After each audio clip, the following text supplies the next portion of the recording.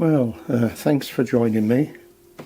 I'm going to tie today the Kite Imperial, an excellent dry fly, I think developed in the 1950s or 60s by Oliver Kite, who was quite a famous fisherman and naturalist of his day.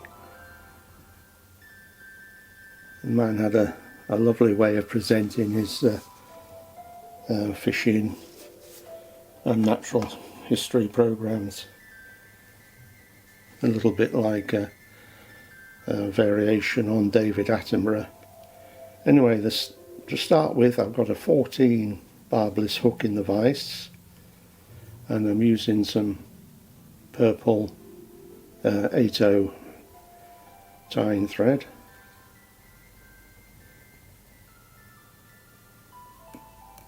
So as usual, I start by trapping the thread at the eye and doing a few turns and avoiding a lot of unnecessary waste. The hackle for this fly is honey dun, which has got like a gingery honey coloured edges to the hackle and like a cream to grey centre. It used to be extremely hard to get hold of, but now I've noticed more and more with whitings and their genetics, it's frequently becoming available. In the past you would have just given up trying to get it and substituted it with a Cree or some other hackle. Anyway, tied a little way down the hook, and now I'm tying in a bit of gold wire.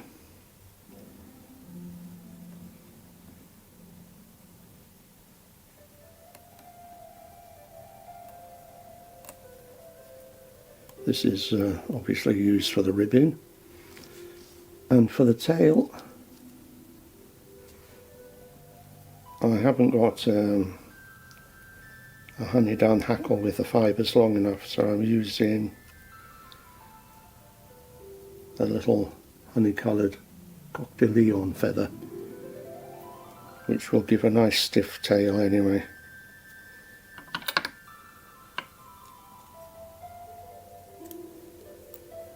So I always, for my tails, tie on probably 1 or 2 fibres than are absolutely needed, because I always work on the idea that you can cut 1 or 2 fibres off if you've got too many, but you can't instantly add them. Now then, the dressing calls for natural herring wing quill, and here I've got the natural herring feather. By the way, this bird is protected in most of Europe. I haven't gone and shot one or been pilfering corpses. I just wander around the riverbank where I see herons flying around, and quite frequently I find a feather that's suitable for fly tying.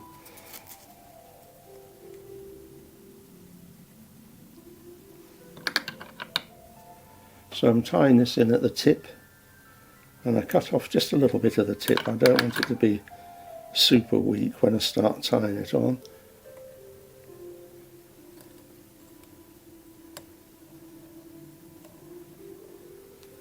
And now I've got that secured, I can whip up to the hackle.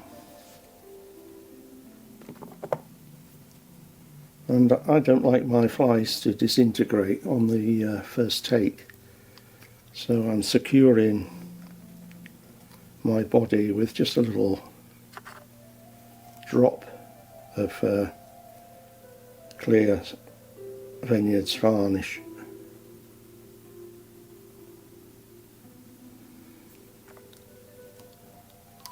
The beauty of this stuff is if you put on a little bit too much when it dries, it doesn't totally discolour the material.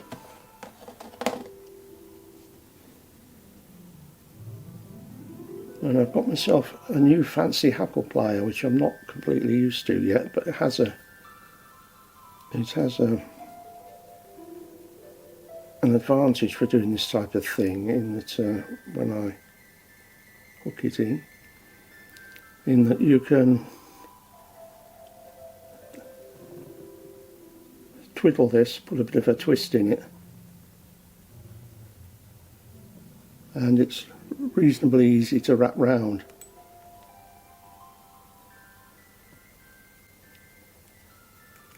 So by twisting it, I think you get a little bit more strength, and you find when a fish breaks one of the feather fibres, instead of it running the whole length of the body and spoiling it, it just sticks out a little way and almost ends up looking like a bit of a leg.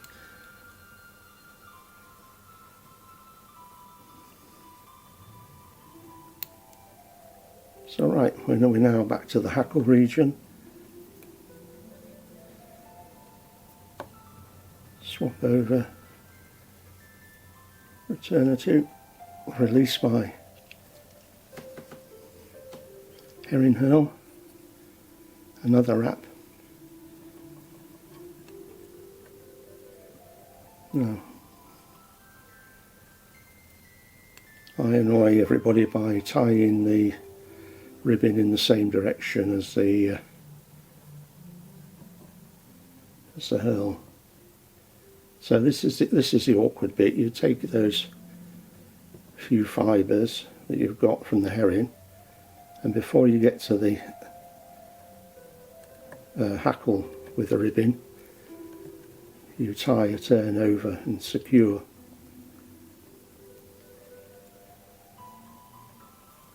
Just about a third of the body length. And then using, this isn't very good quality wire, the better quality wire you can tweak it off, or what they call windmill it off, with a couple of movements, but this stuff I cut, and I use some rubbish quality scissors for that, because you use your good scissors, you don't have an edge on them. So now I pull that little wing case over, fasten it down,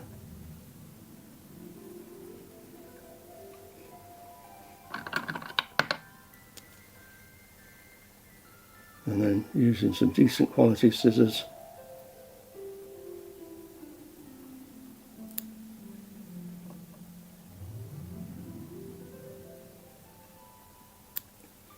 I cut away the fibres. Not so easy today because in the spare room there's no heating and it's absolutely Baltic today.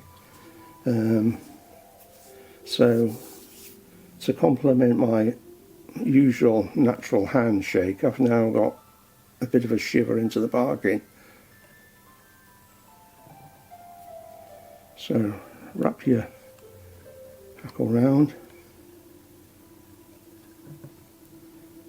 Anything between 4 and 6 turns of a genetic hackle is plenty. Every time you cross over your hackle with a thread, pull it nice and taut. The last thing you want is any looseness.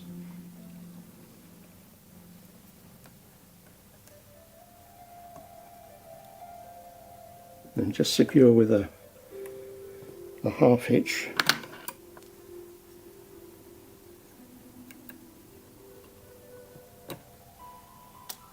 And it gives you a chance to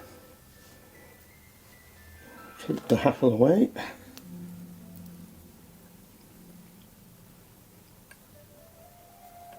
And I'm working well today because I've managed to track down my whip finish tool. I usually sort of lose this or misplace this with virtually every fly tying session.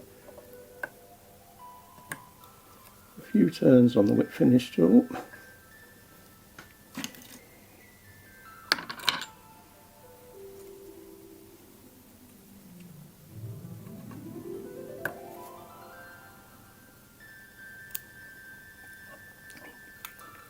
tidy that up.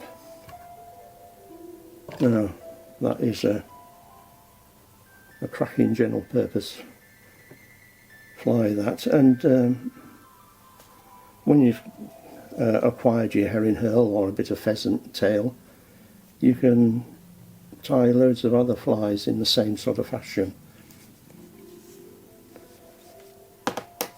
This sort of conventionally hackles tied in this manner conventionally round the hook. The Americans like to call them catskill style, but they've worked for a couple of 100+ years, so they'll still carry on working. And that's it tied with a cock hackle, and I've yet to do this, I've yet to try this. So I've tied one with a honey-done hen hackle, and the thing we use in hen for dry fly is it's a lot weaker fibre, so the fly will sit much lower in the water and probably end up looking more like an emerger, so which is more likely a good idea, especially with this little bit of a small wing case on the fly. Anyway, once again, thanks for watching, and I hope to join you with a few more other dressings. Bye for now.